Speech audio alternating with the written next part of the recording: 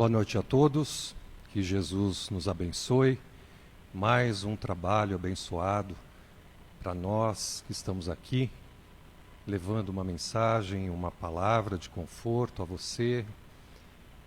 E nós pedimos sempre a todos que aí estão, permanecer em sintonia para receber toda a assistência espiritual.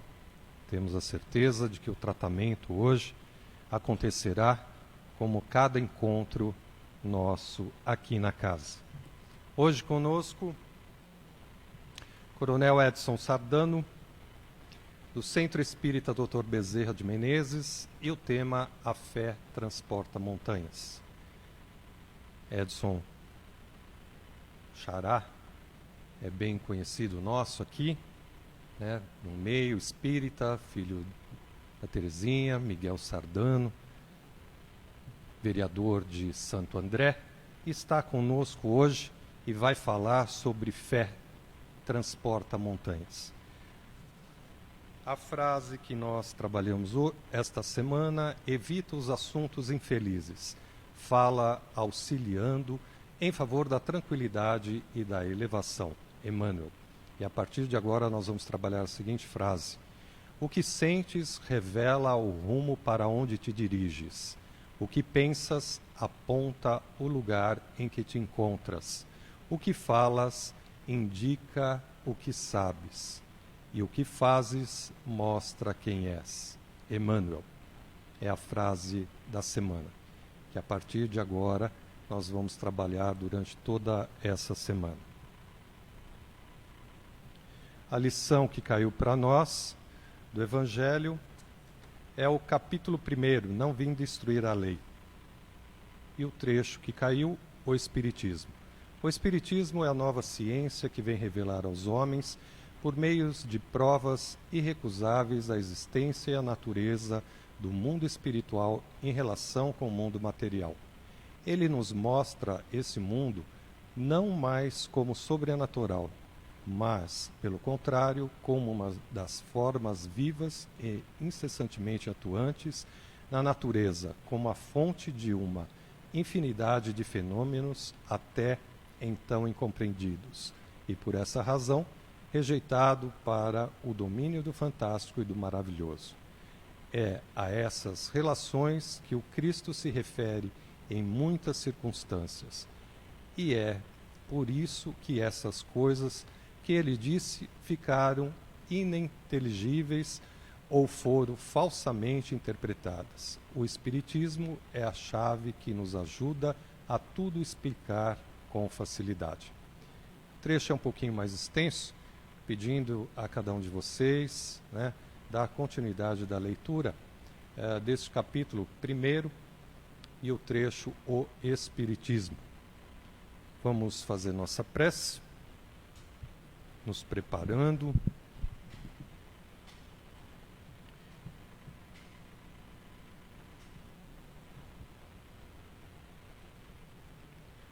Aqueles que desejarem fechar os olhos, no silêncio, alguns instantes para sentir a presença de seu mentor, sentir a presença da espiritualidade, dos amigos que te envolvem, que estão ao seu lado neste instante para te confortar. Nós sabemos que quando nós elevamos o nosso pensamento em prece, nós nos aproximamos do Pai. E queremos agradecer a este Pai mais uma vez pelo dia de hoje. Agradecer por este corpo, a morada provisória do nosso espírito. Agradecendo a nossa família, agradecendo as nossas experiências, as boas, ruins, tudo para o nosso crescimento e aprendizado. Te agradecemos, Pai, sem mais palavras, pois não encontraríamos palavras para expressar a nossa gratidão. E neste momento em que todos nós ligados a Ti, sentindo a presença do nosso Mestre Jesus, atuando em cada um de nós, depositando as mãos sobre as nossas dores, todos aqueles que hoje estiveram ligando aqui para a nossa casa, aqueles que deram os nomes, aqueles que se encontram aflitos, preocupados, ansiosos, com o retorno do nosso trabalho, com as suas dores físicas, morais, espirituais. Todos nós, necessitados, nos encontramos nesta noite juntos, para que neste instante Jesus possa depositar estas mãos em cada um de nós. Claro que nós gostaríamos de receber a cura tão desejada, mas tudo a seu tempo, tudo conforme a necessidade de cada um. Nós sabemos que estes espíritos que nos assistem trazem o melhor para cada um de nós. Gostariam, assim, de tirar as nossas dores, mas muitas vezes elas permanecem para nos trazer um alerta, para nos ensinar alguma coisa. Talvez necessitamos ainda sentir esta dor. E vamos fazer uma reflexão buscando dentro de nós quem somos, o que fazemos, o que falamos, o que sentimos, o que emitimos, enfim. Vamos aproveitar este momento de prece, de ligação com o alto, para cada um neste instante se mostrar verdadeiramente quem é, para que assim seja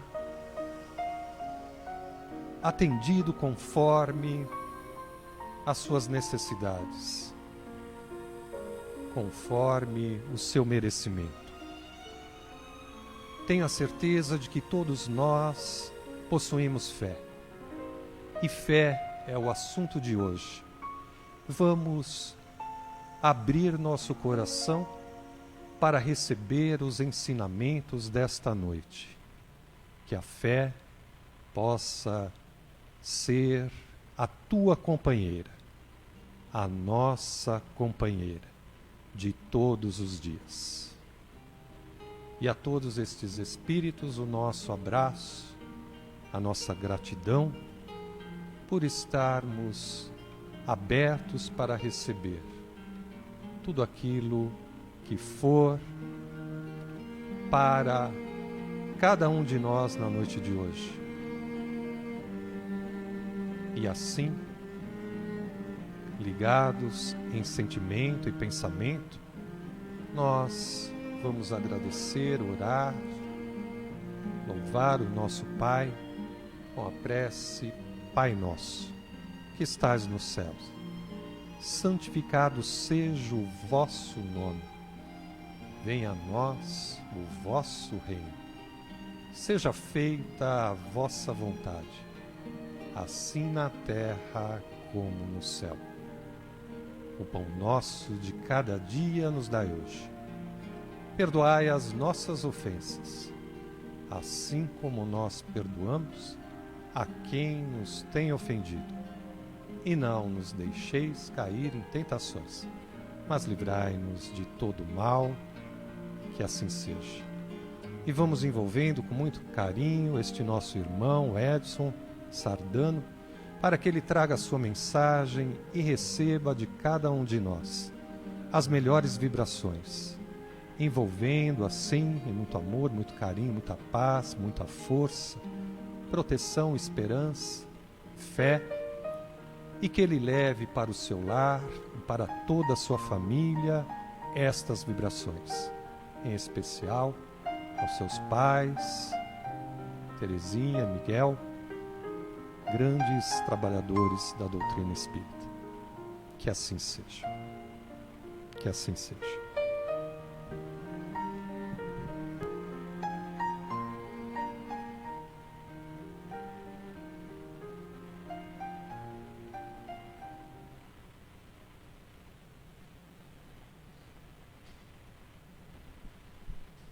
Boa noite, minhas amigas, meus amigos.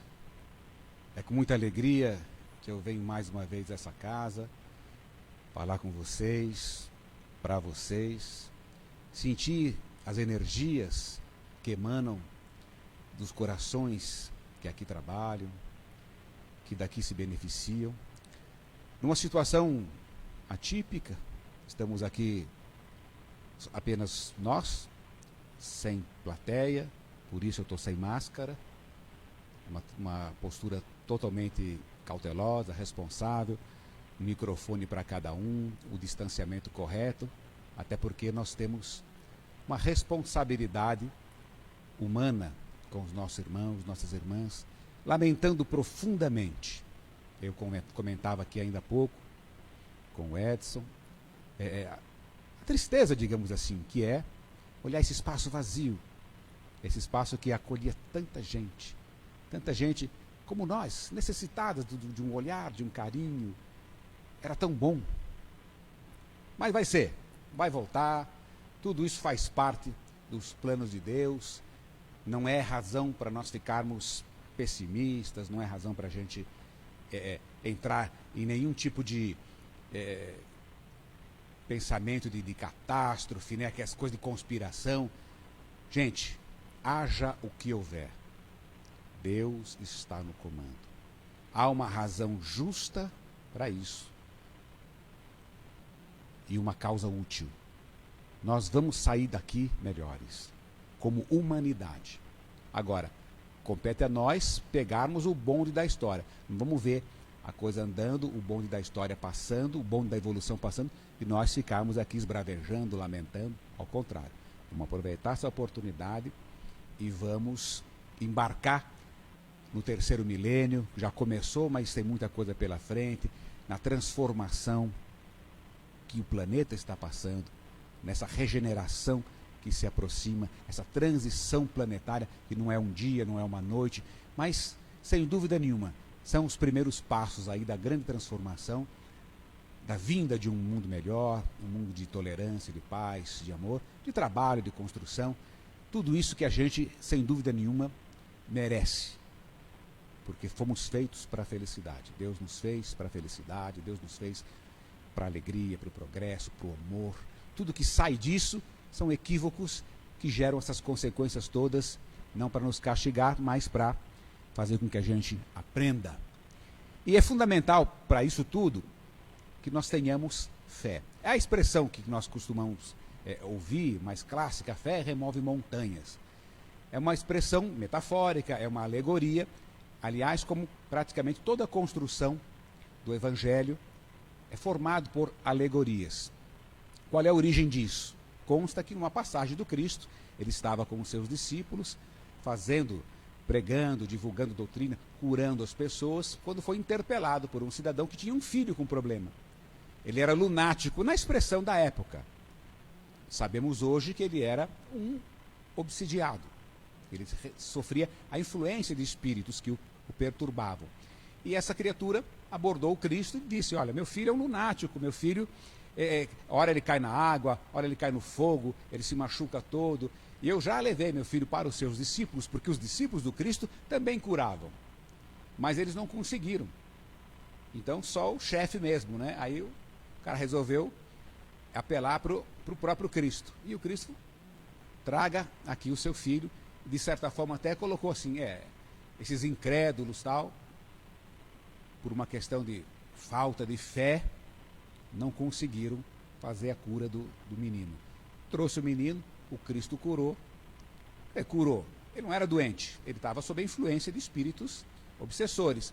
O Cristo, com a sua grandeza moral, no Evangelho fala lá, né, expulsou os demônios, aquela coisa toda, mas a gente sabe que é um processo até que nós fazemos nas casas espíritas, de desobsessão, tudo.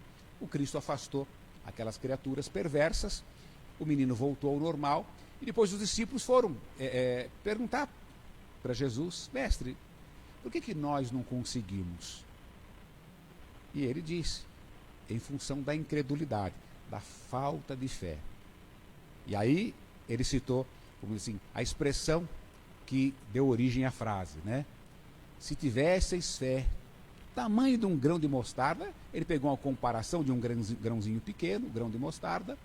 Se tivesseis fé do tamanho de um grão de mostarda, direis para uma montanha: mova-se daqui para ali, e ela se moveria. Aí consagrou a expressão: a fé move montanhas. É uma expressão para dizer o quê? O tamanho, o alcance, o que pode fazer transformar a fé. É como um namorado novo, recente, romântico, fala para a namorada: ela, você me ama? Amo. Quanto? Do tamanho do mundo. Amor não tem tamanho, não tem como. Fé não tem tamanho. Então foi uma expressão para dizer: olha, é muito, é muita coisa.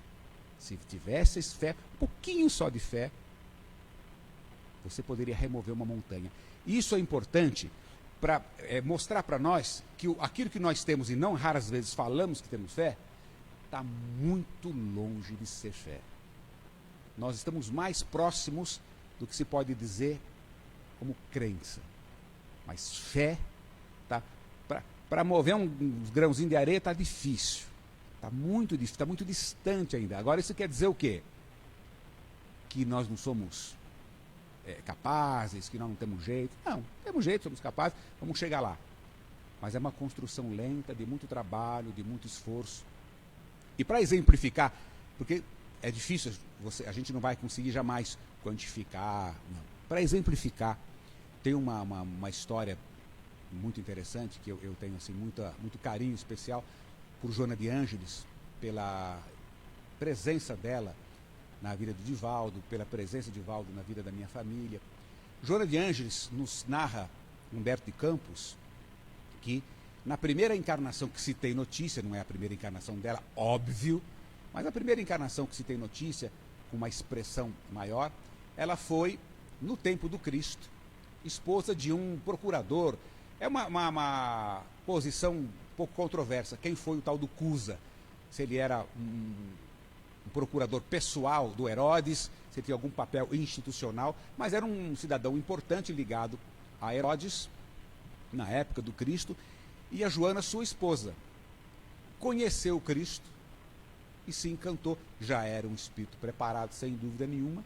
Ele não tinha nenhuma aproximação com o cristianismo não, mas com os ensinamentos do Cristo, e ela se encantou e passou a seguir, a acompanhar, a conviver com aquele pessoal, chegando ao ponto de pedir para ele se ela poderia segui-lo, tudo, e o Cristo deixou bem claro para ela: não, você tem uma responsabilidade com a sua família, com o seu marido, então volta para lá, me segue lá. Vejam que interessante a posição do Cristo: me segue lá. Você não precisa necessariamente seguir o Cristo do lado dele, como você não precisa seguir o Cristo num templo, numa igreja, num centro espírita, nada. Me segue lá na sua família. E lá voltou a Joana para a sua família, passou o tempo, o Cristo passou por aquela situação toda, crucificação e tal, e ela prosseguiu. O marido caiu em desgraça, o Cusa caiu em desgraça, perdeu tudo que tinha, eles perderam todo o status. Ela, inclusive, chegou a registros nesse sentido, a financiar aquela tarefa dos discípulos com recursos próprios, mas perdeu tudo, caiu na miséria, mas continuou seguindo Cristo. Já tinha um filho e desenvolveu todo tipo de trabalho para sustentar o filho. E continuou seguindo Cristo. Quando veio lá o Nero, com a grande perseguição aos cristãos, ela foi presa junto com o filho para ser executada. E executada numa execução extremamente perversa, fogueira, ia ser queimada. Então estava lá na arena, amarrada, junto com o filho, para ser queimada, mas havia uma possibilidade de ser libertada. Havia a possibilidade de sair daquela situação, da pena ser anistiada, bastando, porque o crime era ser cristão, o crime era seguir o Cristo. Bastava abjurar, a expressão da época, mas bastava negar o Cristo. E os soldados, então, a interpelaram, nega o Cristo e você sai livre. E ela, não nego.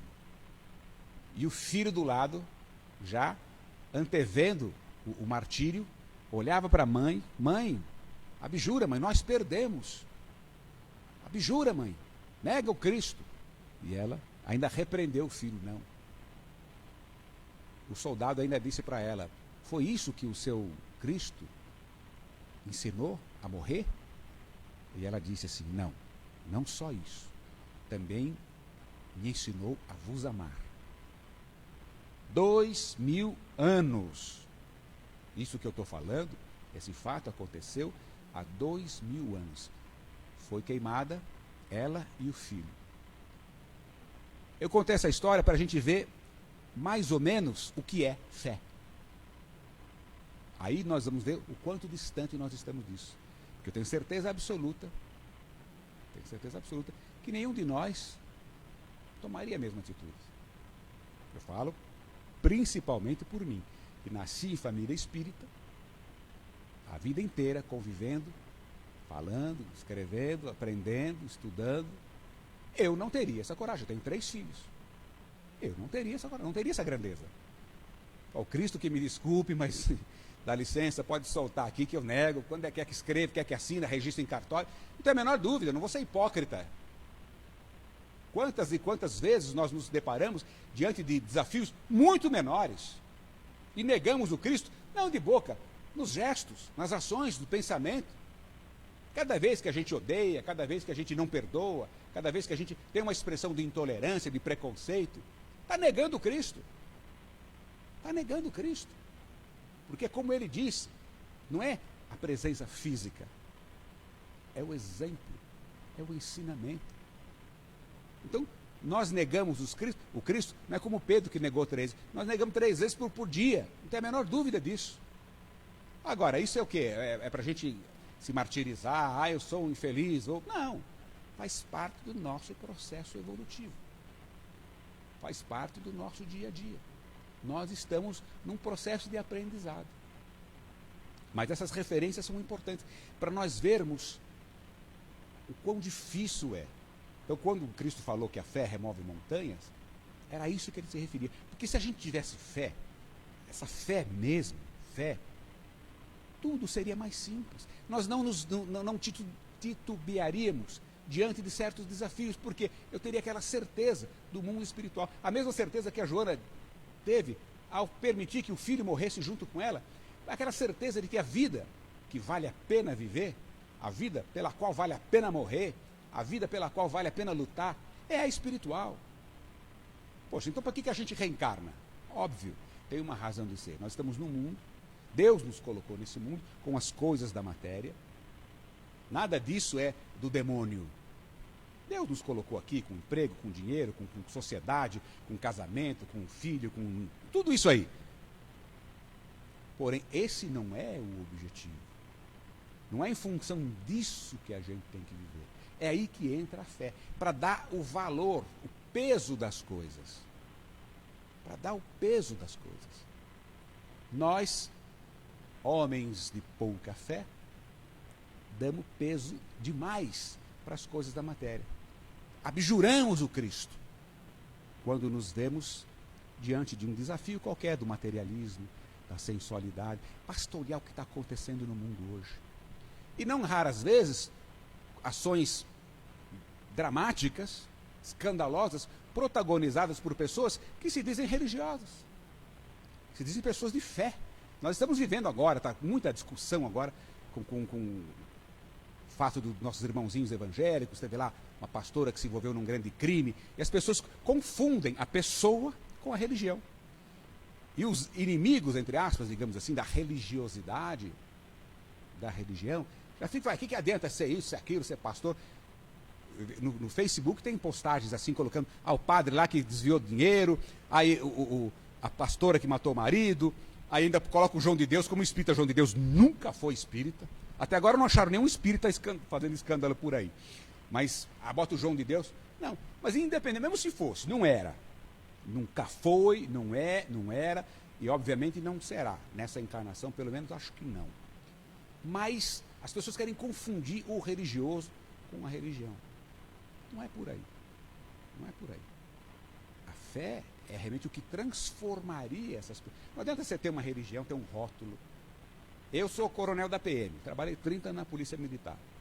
Cansei de ver ladrão, bandido, assaltante, com um santinho no bolso, com crucifixo, com escapulário, tatuado no braço, no peito, o coração de Jesus, Nossa Senhora. Não, eu tenho muita fé, eu vou assaltar, eu oro, eu peço a Deus me ajuda no assalto, para a polícia não me pegar. Isso é uma visão totalmente equivocada da fé. A fé é aquela que remove montanhas. Que montanhas? As montanhas das nossas imperfeições, as montanhas das nossas dificuldades, a montanha do egoísmo, da intolerância, do preconceito, da mágoa. Aí que está. Mas por que eu vou mudar isso? Realmente, porque eu vou me convencer. Então a fé é um convencimento. Nós espíritas costumamos dizer, a gente tem fé, mas a fé é raciocinada. Eu entendo que isso é uma redundância. É a mesma coisa que você fala assim, não, porque eu encontrei um anão baixinho. Basta você dizer que você encontrou um anão, você sabe que ele é baixinho. Quando você fala que tem fé, ela tem que ser raciocinada. Se não for raciocinada, não é fé. Simples assim. Se não é raciocinada, não é fé. É uma crença. Às vezes um tabu. Eu coloco na cabeça, é assim, pensa um pouquinho, não quero nem pensar, isso é questão de fé. Não, isso não é questão de fé. Isso é questão de comodismo.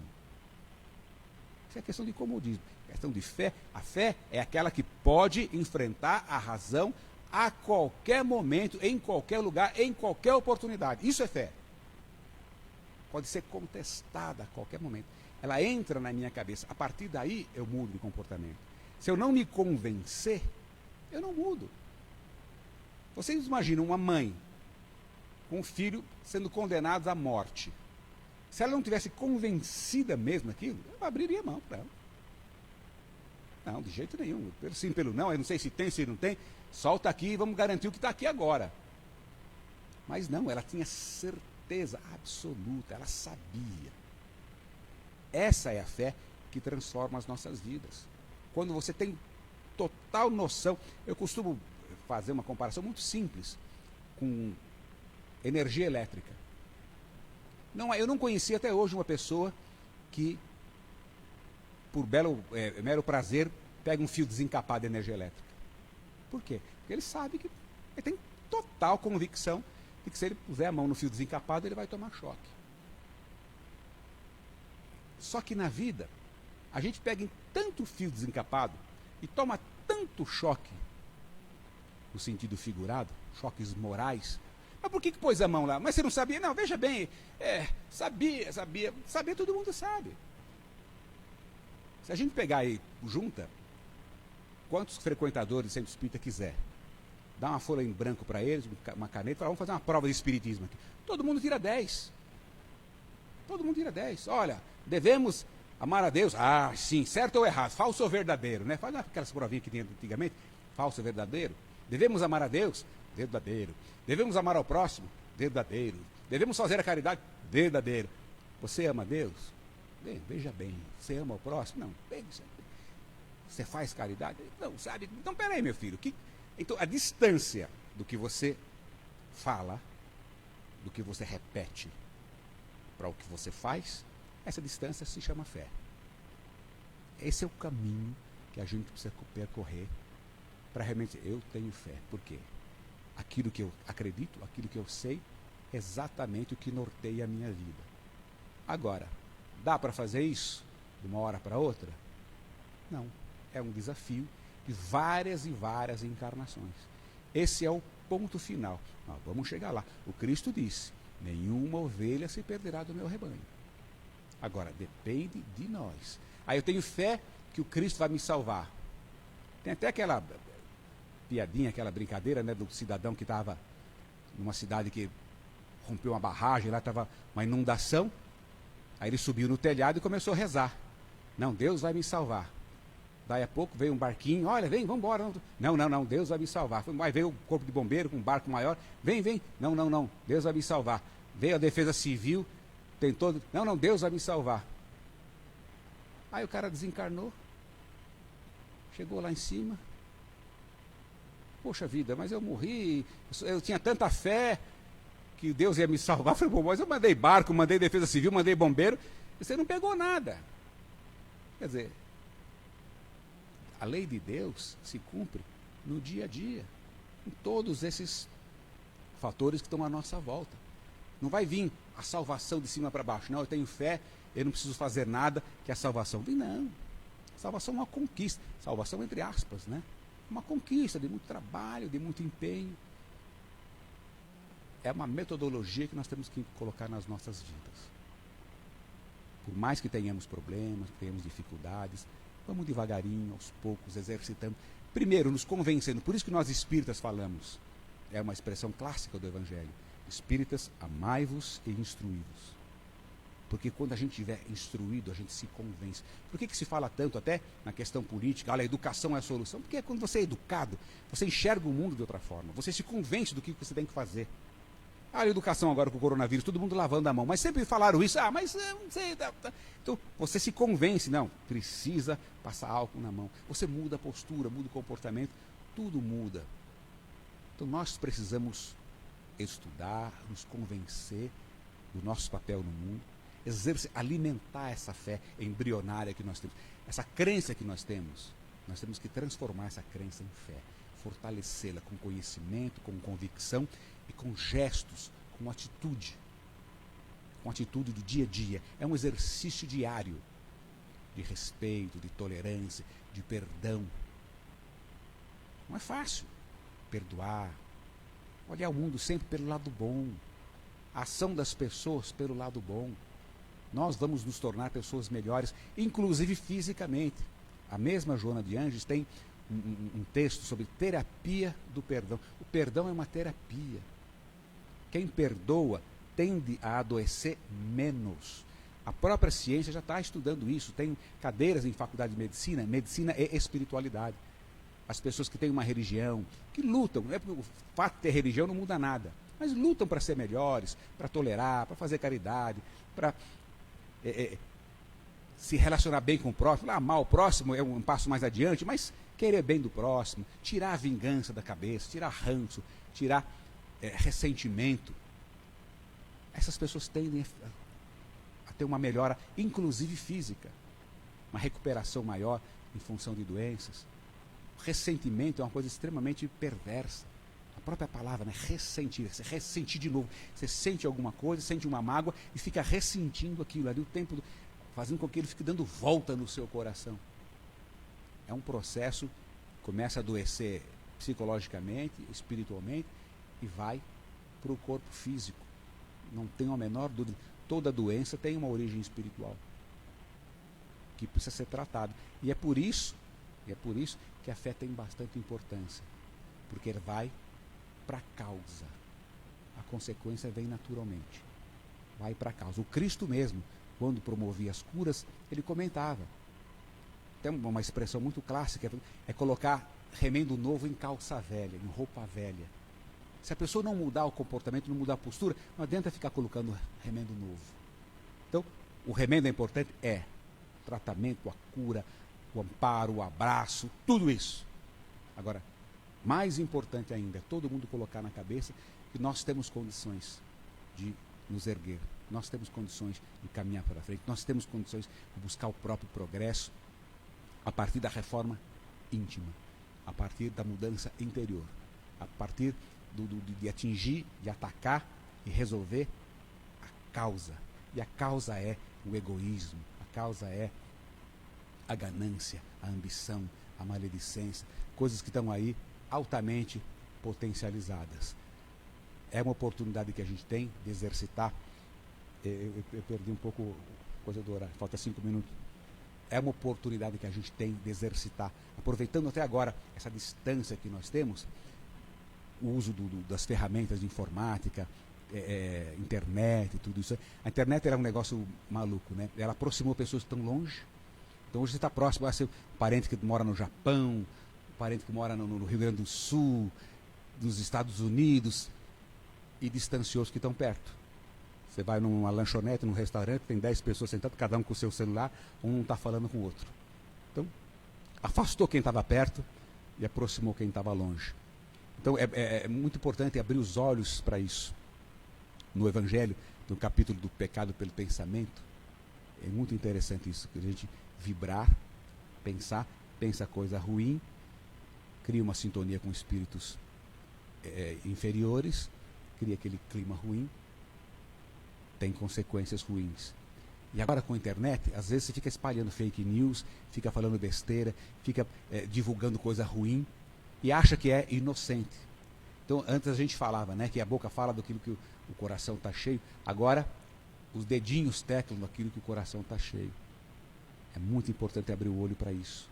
A importância que tem a divulgação, a disseminação, às vezes de calúnia, de maus sentimentos. Então, devemos aproveitar todas as oportunidades para mostrar que nós estamos no caminho da fé, amando, tolerando, respeitando, compreendendo, sendo sempre aquele que tenta ver as coisas pelo melhor lado. Olha, você viu o que fulano fez? Poxa, foi uma coisa ruim? Foi... Que pena, que pena.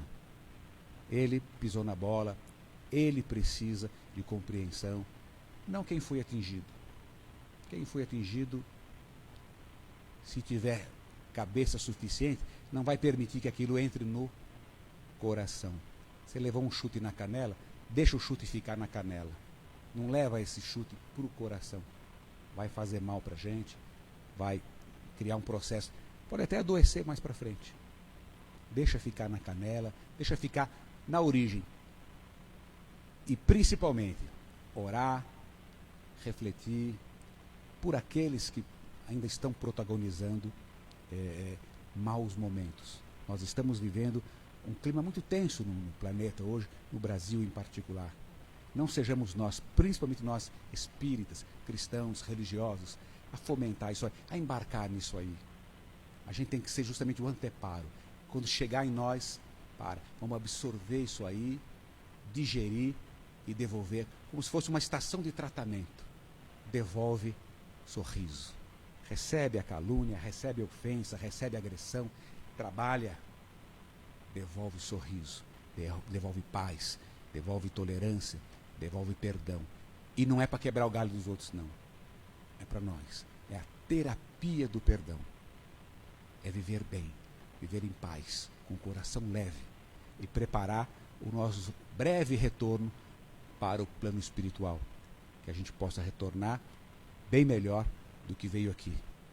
Que a gente possa justificar todo o tempo que Deus empenhou conosco, todo o ar que nós respiramos, todos nascer do sol que a gente acompanhou. Quantas e quantas vezes esse sol nasceu nas nossas vidas e nós nunca demos tanto valor para isso. Precisamos honrar essa grande oportunidade que a vida nos deu, que Deus nos deu. Sair daqui muito melhor do que nós entramos.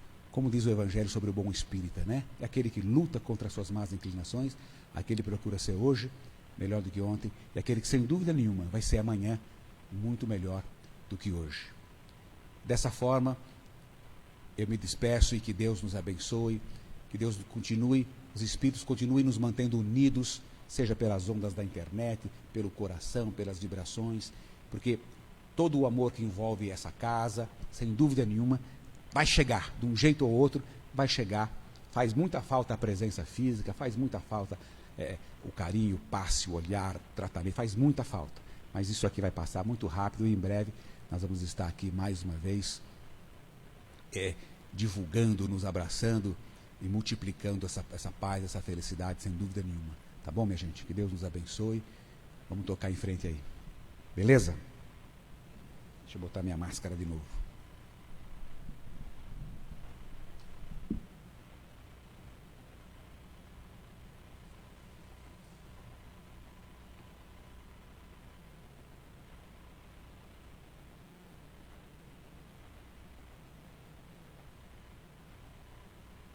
Nós agradecemos ao Edson Sardano, Edinho, como muitos conhecem, pelas palavras, né, que trouxe bastante um conhecimento, porque a gente já tem algum conhecimento, mas veio afirmar, né, muitas coisas que a gente precisa, e então eu espero que você tenha aproveitado bastante aí à noite. Palestrante de sexta-feira é o Luiz Armando Ferreira, da revista Informação, e o tema Causas Anteriores das Aflições. Quarta-feira que vem, o palestrante Jové Juvencio, do Sacramento Júnior, do Centro Espírita Chico Xavier, e o tema O Suicídio e a Loucura. Rapidamente as nossas recomendações, lembrando sempre a cada um de vocês que é importante você se preparar, como nós recomendamos aqui sempre, as pessoas que ligam pela primeira vez, o seu preparo, que é bastante importante para receber todo o tratamento, toda a assistência espiritual. Nós pedimos hoje pela manhã, e na verdade seriam todos os dias, né, ler um trecho do Evangelho, fazer o Evangelho no lar, mas em especial no dia do nosso tratamento, fazer a leitura do Evangelho segundo o Espiritismo. Se você não tem o Evangelho segundo o Espiritismo, leia um trecho da Bíblia, o Novo Testamento, faça a ligação com seu mentor individual, seu anjo da guarda, seu protetor, seu guia, pedindo todo o amparo, toda a proteção. À noite, nós pedimos, no momento que você for deitar, faça a leitura do Evangelho, faça a sua prece, a ligação com o Dr. Bezerra de Menezes e equipe do Dr. Hans, o médico responsável pelos médicos, a equipe médica da nossa casa, que possa dar assistência a você ou qualquer outro familiar ou amigo necessitado. Nós pedimos para que você deixe uma água para ser fluidificada, pode ser um copo, uma jarra, uma garrafa, junto a você ou qualquer outro familiar, e assim os mentores irão dar toda a assistência e fluidificar esta água. Amanhã pela manhã já comece a beber esta água 3 vezes ao dia, manhã, tarde e noite, ou manhã e noite, e à medida que esta água for diminuindo, você vai acrescentando, colocando mais água no recipiente. Lembrando que não prometemos cura a ninguém, é importante sempre a tua fé é quem vai te curar, e os nossos tratamentos espirituais não dispensam tratamento médico. Tudo que for pedido e solicitado pelo médico da matéria, por gentileza faça, não interrompa. Caso tenha que passar por cirurgia material, no dia mentalize, peça ao Dr. Bezerra de Menezes e a equipe do Dr. Hans possa dar toda assistência a você ou familiar que esteja, tenha que passar por cirurgia material. Aqueles familiares que se encontram hospitalizados, no momento da sua prece, você pode fazer a ligação, ou eles também, claro que se estiver na UTI não tem como colocar esta água, e também a prece, alguns não poderão fazer, mas você poderá fazer por este ente querido, por este amigo, por alguém que seja especial, que esteja passando por este momento. Nós pedimos alguns cuidados, principalmente no dia do seu tratamento, na quarta-feira ou sexta-feira, como você preferir. Evitar a carne vermelha, o cigarro, a bebida contém álcool e não manter relação sexual e atividade física, pelo menos 2 dias vamos evitar. Ok? Se ficou alguma dúvida, faça pergunta, hein? Nós temos o nosso e-mail, g.e.cearadasfraternidades@bol.com.br, e temos também no nosso site www.cearadasfraternidades.org.br as recomendações para o tratamento. Então, procure entrar no nosso site, ver direitinho o atendimento, como é realizado, como é feito o seu preparo à noite para o tratamento à distância, que nós estamos neste momento, somente tratamento à distância. Muitas pessoas têm ligado aqui para nós, perguntando quando nós vamos retornar. Ainda não temos previsão de retorno. Assim que retornarmos, colocaremos aí a informação no nosso Face, no site, ok? Enquanto isso, vai fazendo o tratamento à distância. Todas as quartas e sextas, o dia que você preferir.